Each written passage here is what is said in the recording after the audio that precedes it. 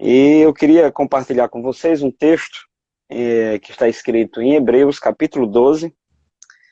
É, Iremos ler do versículo 1 até o versículo 3.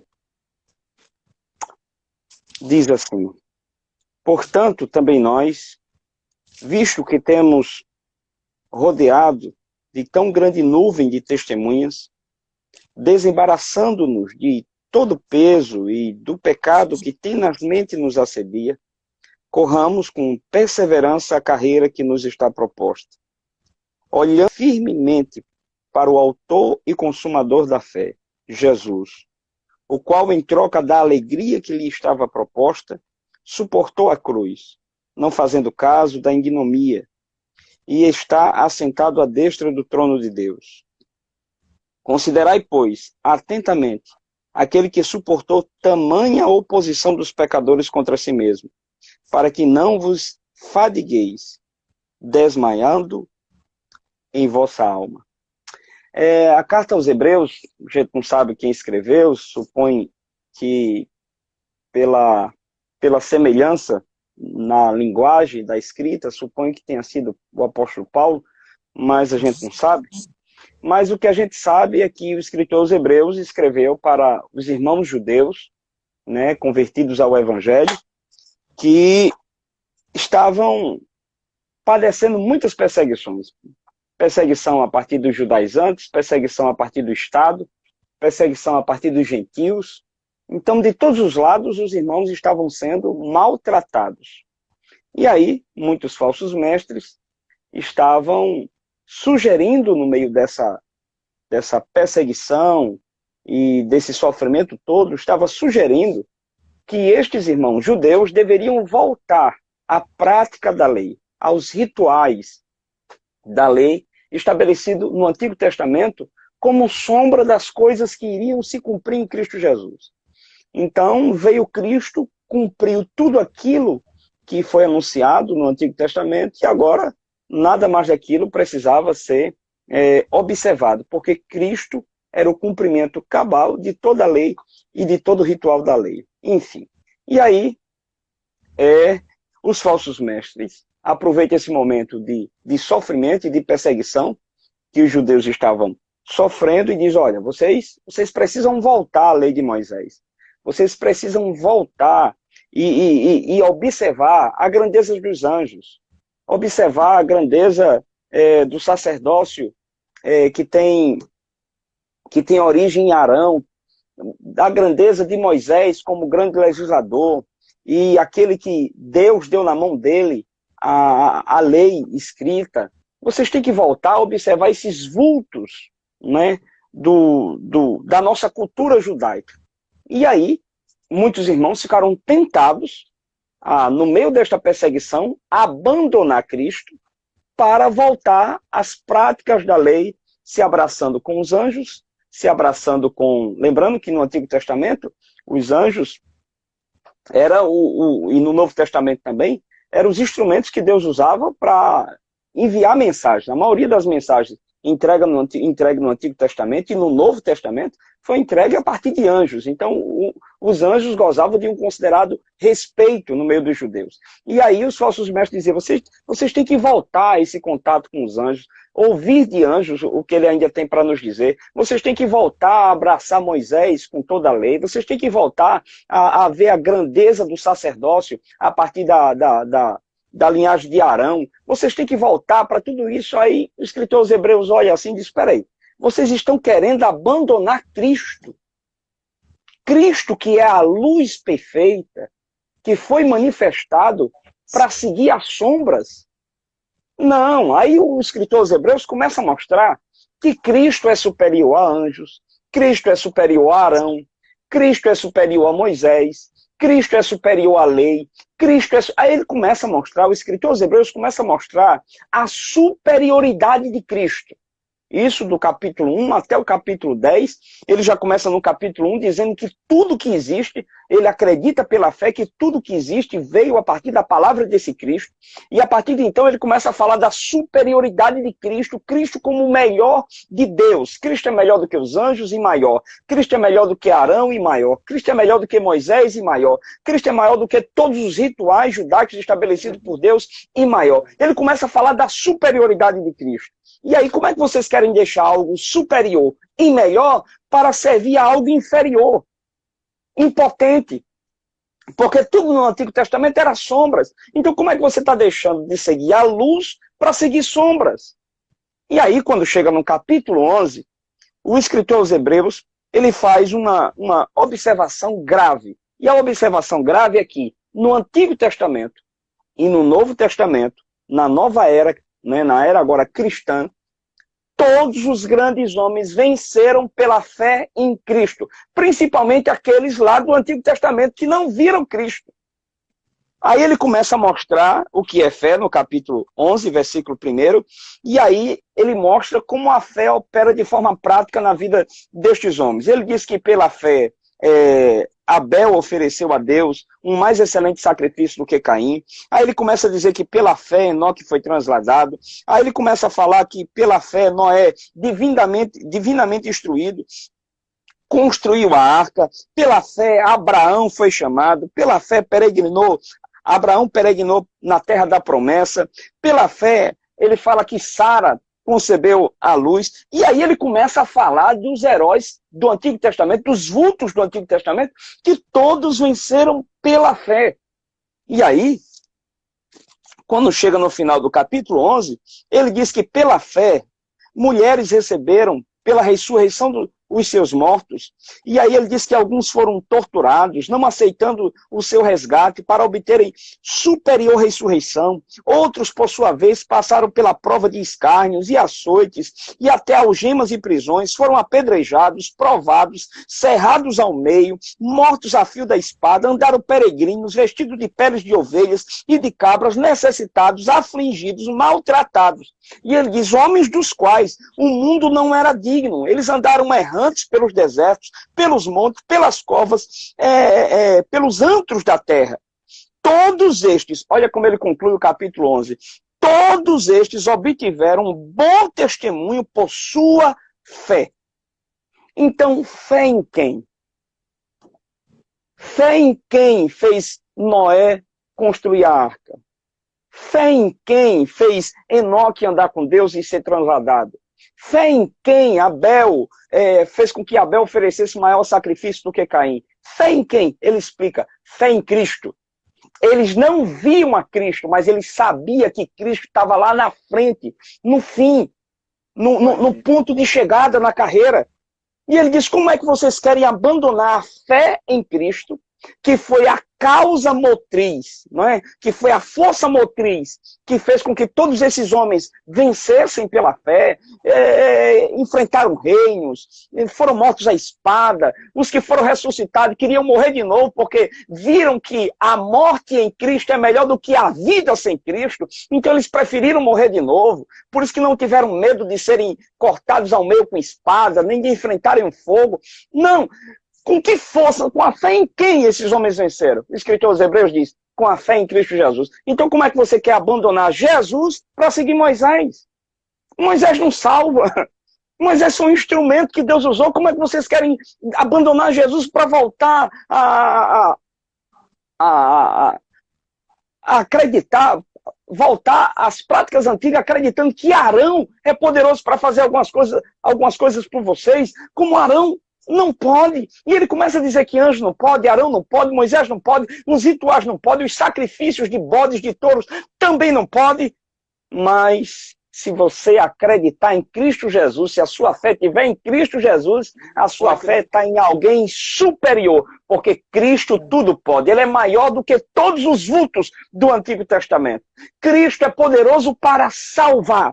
E aí no capítulo 12, ele diz assim, se referindo ao capítulo 11, então, irmãos, nós que estamos rodeados de tão grande testemunha, que testemunhas são essas? As testemunhas do capítulo 12. Então, essas Essas pessoas que venceram pela fé são nada mais do que testemunhas. São histórias vivas de que Cristo, a fé em Cristo é eficaz. Então não abandone a fé em Cristo para crer em coisas, em pessoas, em instituições. E agora a gente falando sobre político, e está aqui alguém que eu não tenho, por isso que eu faço crítica a político, ao sistema político, porque eu não tenho nenhuma esperança em político, nem em política. Inclusive em época de eleição, quando eu vejo esses na igreja, esbanjando esperança dentro de nossos templos, como se eles fossem capazes de lutar a favor da igreja, só existe um que é capaz de lutar eficazmente a favor da igreja, é Jesus de Nazaré. E a maioria desses, o máximo que pode fazer é uma leizinha lá que vai ser aprovado e que não, enfim, que às vezes não tem nem tanto efeito positivo a favor da igreja. Mas a igreja que é militante na fé em Cristo Jesus, ela já passou por muitos momentos na história. Em regiões, a igreja enfrentou o sistema comunista, socialista, enfrentou impérios, o Império Romano, enfrentou homens malignos, malvados, sangue sedentos como Nero, como Domiciano, e faz 2000 anos que a igreja é batida de frente por Satanás e está de pé. Por quê?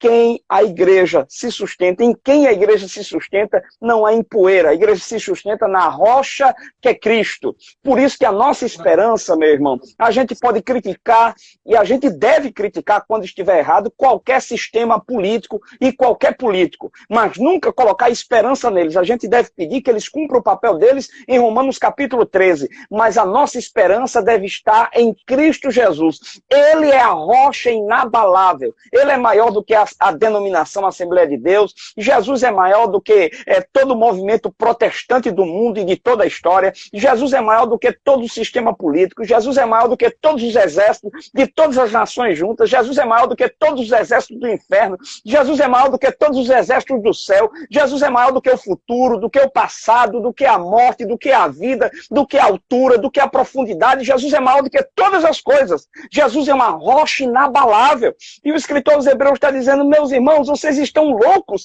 vocês estão deixando de ter a fé em Cristo para ter fé em coisas fracas, movíveis, falhas, que caem, que desmoronam, que provocam, na verdade, decepção e desesperança. Não, voltem a crer em Jesus. E olha aqui, o número grande de testemunhas que estamos rodeados, que são exemplos para a gente, que se eles venceram crendo em Cristo Jesus, mesmo não o vendo, nós também iremos vencer crendo em Cristo Jesus, mesmo não tendo visto. E aí, ele diz assim, no versículo 2, então, quer vencer?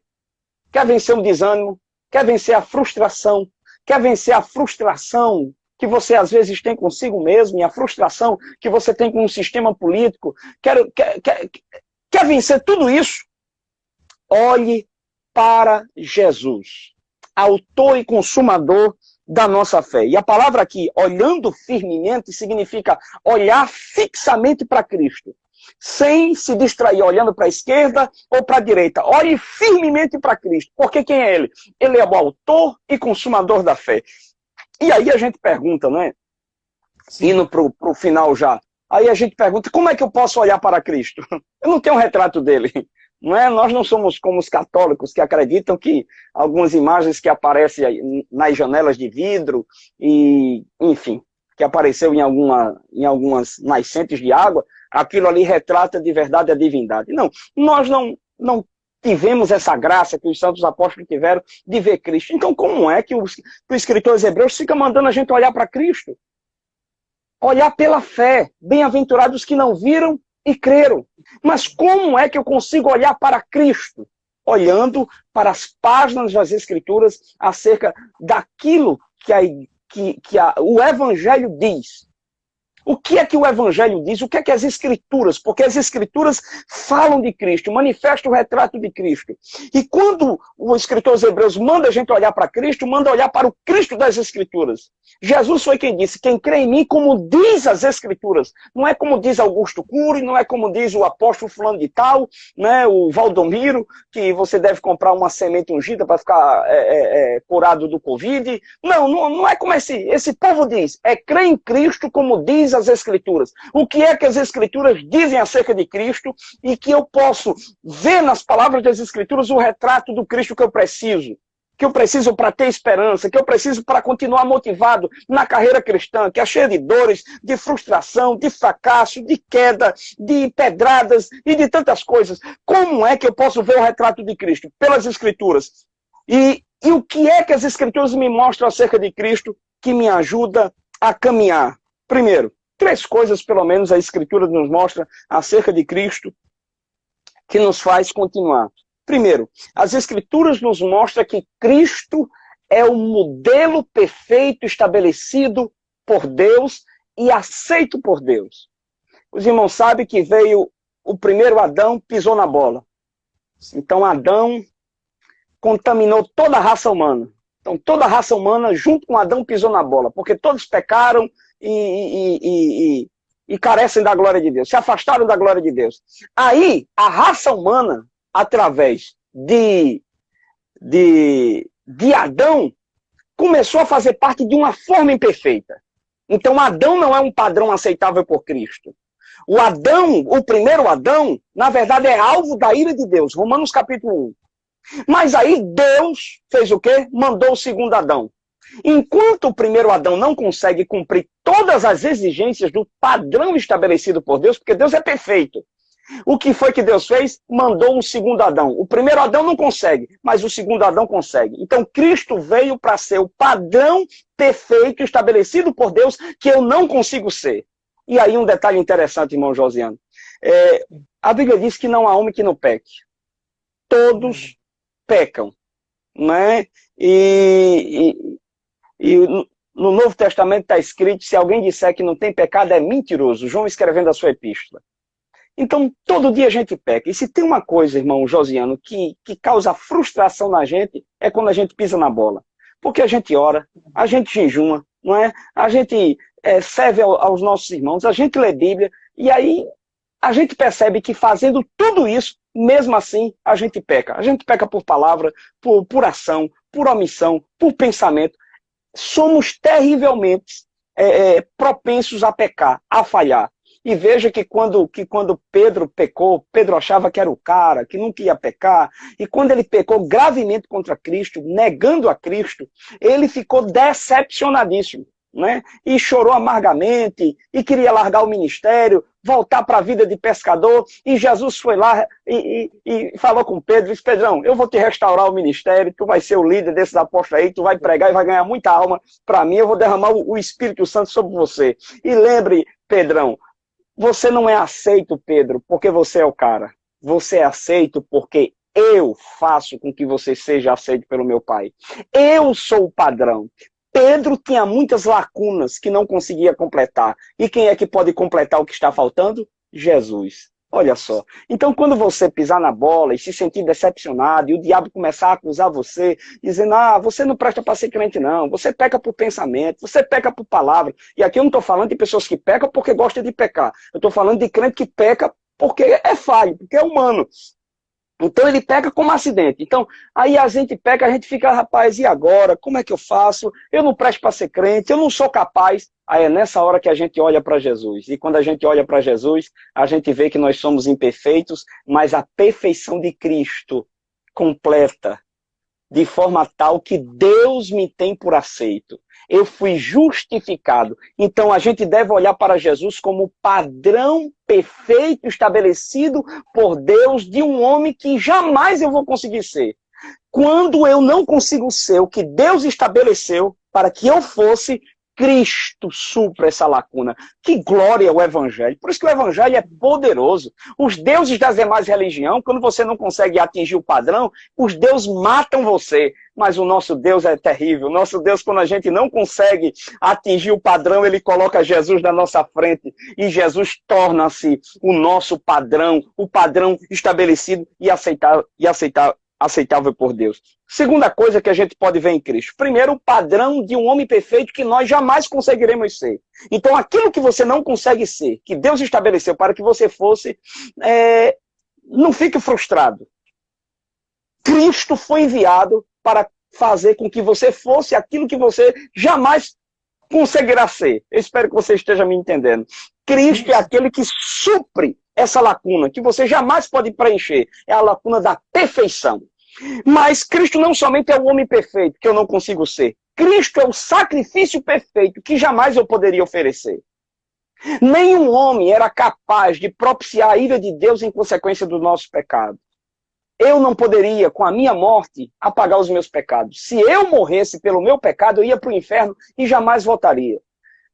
O sacrifício pelo pecado tinha que ser de um cordeiro sem mancha e sem defeito. Então jamais eu poderia ser um representante desse cordeiro sem mancha. O que foi que Deus fez? Vendo que eu não poderia oferecer nenhum sacrifício perfeito, enviou Cristo não somente para ser o padrão perfeito, mas enviou Cristo para ser o sacrifício perfeito. Ele é o Cordeiro de Deus que tira o pecado do mundo. O Cordeiro sem mancha. Ao mesmo tempo que ele é o sumo sacerdote, ele é o sacrifício sobre o altar pelos pecados. Que glória maravilhosa! Então, olha, irmãos, a nossa oração jamais é perfeita, o nosso jejum jamais é perfeito, a nossa devoção jamais é perfeita, nenhum sacrifício que façamos é perfeito. Temos que fazer todo o sacrifício, mas todo o sacrifício que viermos a fazer é imperfeito. Mas essa imperfeição é completada, oh glória, pelo sacrifício perfeito de Cristo Jesus na cruz do Calvário. Olha como Cristo é superior a tudo, e Cristo é tudo que a gente precisa. Ele é o padrão de perfeição que eu não consigo atingir, mas ele também é o sacrifício perfeito que jamais eu consigo oferecer. E por último, a gente deve olhar para Jesus como alguém que consegue fazer a oração que jamais conseguiremos fazer. Cristo é o padrão perfeito que eu não consigo atingir, mas quando eu não consigo atingir, ele completa aquilo que eu não consigo fazer. Cristo é o sacrifício perfeito que jamais eu consigo oferecer. Quando o meu sacrifício é impotente e incapaz, Cristo vem e faz aquilo, e na verdade fez na cruz o que jamais eu poderia fazer. Foi o sacrifício perfeito ao Pai por conta dos nossos pecados.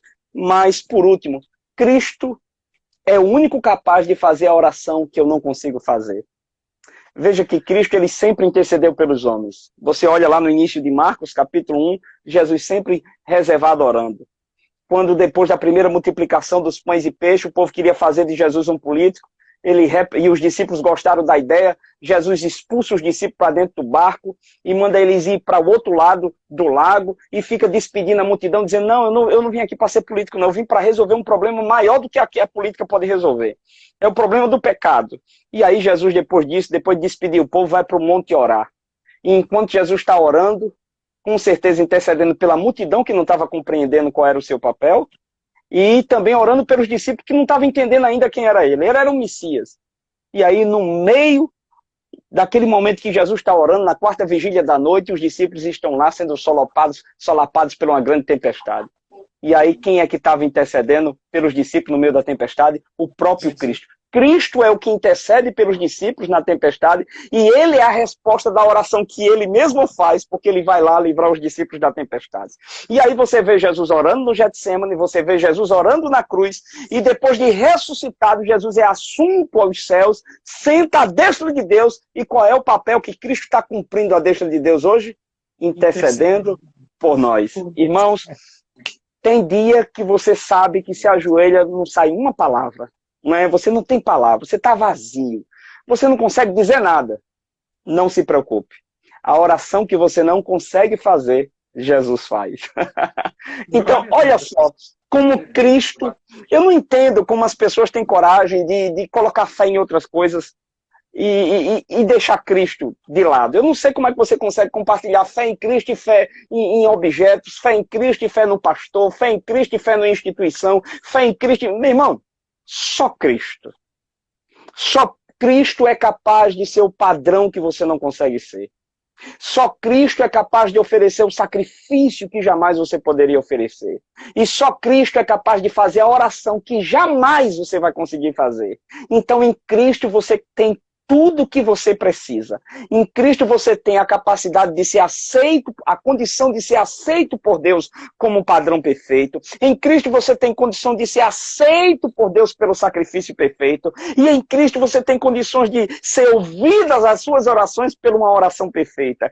Cristo é a perfeição que você e eu precisamos e que não temos. Então o escritor aos Hebreus diz, olhem somente para Jesus. Você vê, irmão Josiano, para a gente terminar, que a maioria das pessoas que se desviam são pessoas que não têm fé em Jesus. Eles têm fé na Assembleia de Deus, por isso que fica batendo no peito. Eu sou assembleano, nasci assembleano, vou morrer assembleano.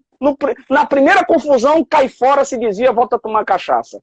Né? Ou se não, fica defendendo político nas redes sociais. Fala mais de político do que no nome da própria esposa. É uma agonia mal do mundo. Quando o político decepciona, aí o cidadão deixa a igreja por causa da política. Aí coloca fé demais em pastor. Aí quando o pastor pisa na bola, eu não quero mais saber de igreja, de crente nenhum, porque a fé estava no pastor. Aí coloca fé demais no médico, o médico não pode curar a enfermidade dele. Eu quero morrer porque o médico não pode resolver. Por que a maioria das pessoas desistem de Cristo, desistem da fé, desistem da igreja? Porque coloca fé em coisas que são falíveis, coloca fé em homens, coloca fé em instituição, coloca fé no dinheiro, coloca fé em tantas coisas, quando na verdade a fé só é fé verdadeira quando está em Cristo. Somente Cristo é o padrão aceitável por Deus, é o sacrifício aceitável por Deus e é a oração capaz de ser ouvida por Deus. Fora de Cristo, sem chance, meu irmão.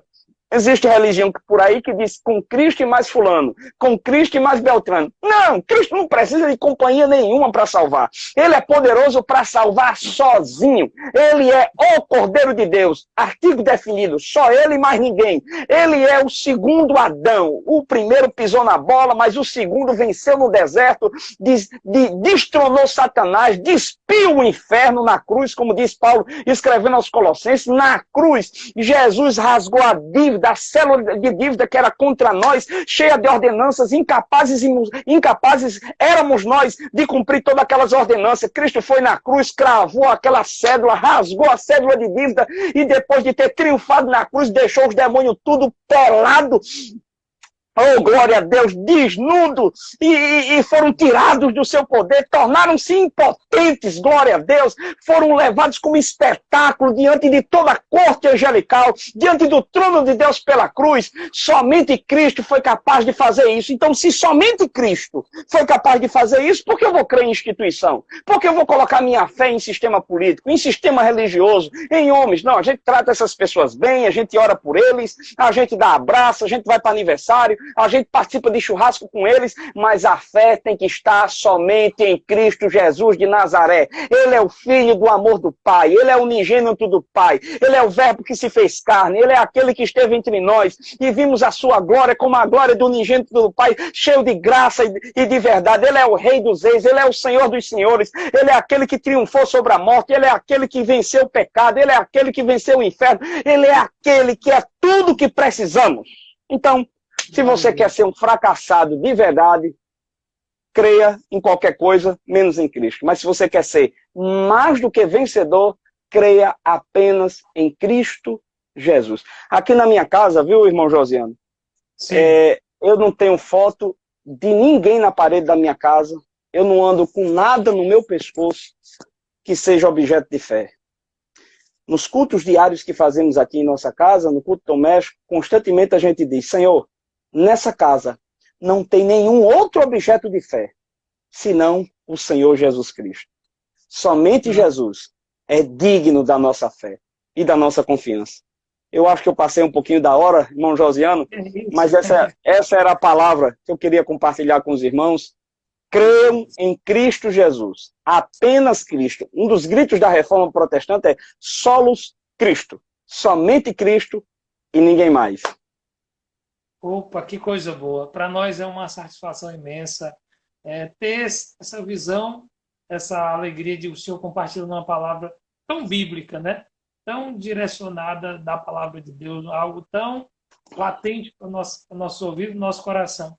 E eu sempre procuro dizer isso na igreja. A gente precisa entender o que Jesus veio fazer por nós, o plano da salvação. Eu acredito que foi muito bem explicado, uma palavra muito bem coesa. E, para mim, pastor Manuel Pedro, foi uma alegria. Espero, sinceramente, ter mais oportunidade como essa. Meu irmão. Estar sempre conosco nas nossas orações, orando a Deus para que Deus possa abençoar a igreja do Senhor Jesus, que o Senhor está ajudando esse povo a ir para o céu. E eu peço também que o Senhor continue orando por nós aqui. E eu continuo dizendo às pessoas que nos assistem, Jesus é a esperança para nossas vidas. Olhar para Fora de Jesus Cristo. não existe, não tem Fora de solução. Cristo, não tem condição. Sem Cristo, sem chance. E eu queria aproveitar a oportunidade, irmão Josiano. Os irmãos que quiserem adquirir o nosso livro, Palavras da Cruz, está aqui. Manda uma mensagem aí pelo direct, a gente pode enviar pelos correios. Eu tive uma vez aí com o nosso amigo Miqueias, o príncipe Miqueias, né? Algumas vezes aí. Não, eu tive mais, eu acho que umas 4 vezes eu tive aí, ou mais. Fora as vezes que eu fui naquela granja abençoada, participar de algumas reuniões amistosas com o pastor Reiner e outros pastores amigos que temos aí no Piauí. Enfim, eu fui, mas levei uma cópia desse livro muito fraquinha, mas agora está melhor, está mais robusto. E os irmãos que quiserem adquirir, só entrar aí no direct, apenas R$10, mais o custo do envio pelos correios. E aqui não tem mais nada além do Evangelho. Então, se você quiser compreender o Evangelho de forma melhor, você pode adquirir esse livro. Segue a gente aí no Instagram. E no mais, ore por esse amontoado de barro que precisa de muita oração, senão não tem condição nenhuma da gente chegar lá. Tá bom? Não. Pastor, muito obrigado. Deus te abençoe. Que Deus possa continuar lhe usando e trazendo sempre uma palavra de Deus nos nossos corações. Deus te abençoe. Amém, pastor. Deus abençoe. Irmão cantor aí, Deus abençoe. De outras lives, pastor? Ô, estamos aqui. Participar de outras lives de novo, né? Estamos aqui, estamos aqui.